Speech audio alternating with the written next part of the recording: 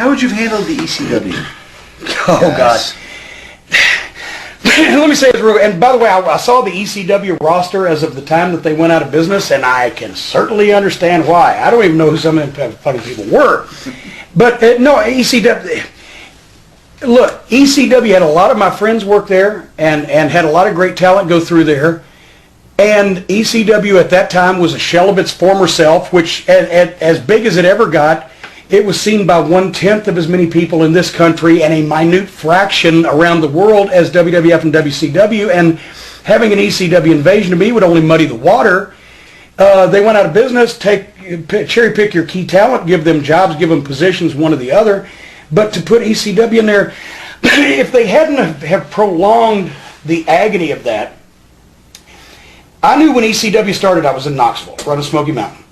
And I would hear what was going on, and Brian Hildebrand, Mark Curtis, a dear friend, you know, had friends would send tapes and etc. We'd watch, and I said, they're beating the fuck out of each other for real. They're falling off the fucking roof. They're setting each other, wrapping each other up in barbed wire. What the fuck are they doing up there? I knew it was not going to be good for the business, for the professional wrestling industry. Mm-hmm. I had no idea how right I was in that even though ECW presented Chris Benoit and Eddie Guerrero, it's always forever known, get the tables, chairs, ladders, fucking fire extinguishers, lights out, crucifixions, barbed wire, broken glass, the Rottens. Boy, they sure were too.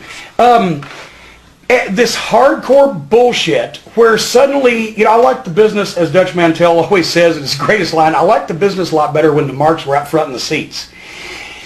All of a sudden, guys are beating the fuck out of each other for real in front of a bunch of people who know that everything they're doing is choreographed, and they're cheering it because they're really hurting each other.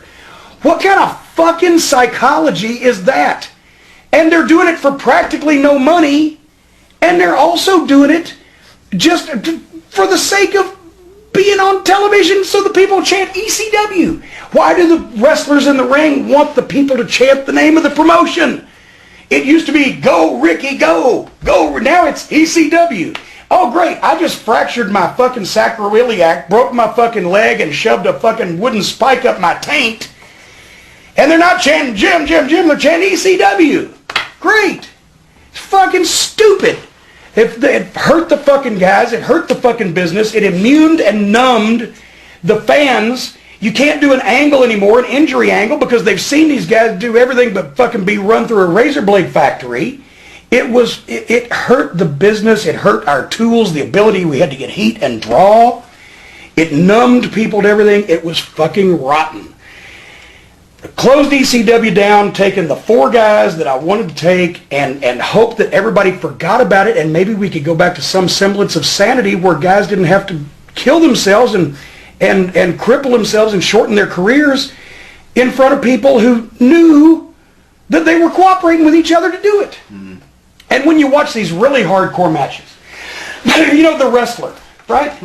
I saw a bootleg DVD because I couldn't go to the movies in Louisville because many people know who I am there. I've been on TV there for 25 fucking years. And I was embarrassed because now people look at you like, oh, you're in that wrestling, but they take staple guns and staple dollar bills to each other's heads and cut each other with razor blades? What kind of fucking morons might they be? You want to appeal to 200 guys that ain't getting laid that night, that are fucking sitting in a goddamn truck stop parking lot, or do you want to appeal to 10,000 people in a major coliseum because you're an athlete and a performer and you are doing something that most people are not good enough to do? I'm good enough to hit you in the head with a blunt instrument, and I bet you that you will bleed when I do it because I'll just hit you really hard. Mm. What talent did that fucking take? Now then, when people pay to see that, do they really feel good about themselves when they go home? If they do, then they're the same type of people that fucking molest the cat and kick the dog. I don't want to be around those people. I want to be around the people who went to see a great performance by some talented athletes and some great talkers and some interesting personalities. I don't want to be around a fucking bunch of people that applauded when a guy took a staple gun and stapled a dollar bill to some other guy's fucking head. Much less, I would rather move next door to somebody on the federal sex offender registry, than move next door to somebody in the wrestling business after seeing The Wrestler. Broken down, drug addict, has no family, and fucking slices and dices himself to pieces on the fucking weekends for chicken feed. And, oh, but there was a success story in The Wrestler. One guy opened a used car lot in Phoenix. God damn, what a success story. At least I got something to look forward to in my old age. Fuck, it was embarrassing. Anyway, so go ahead. Quite a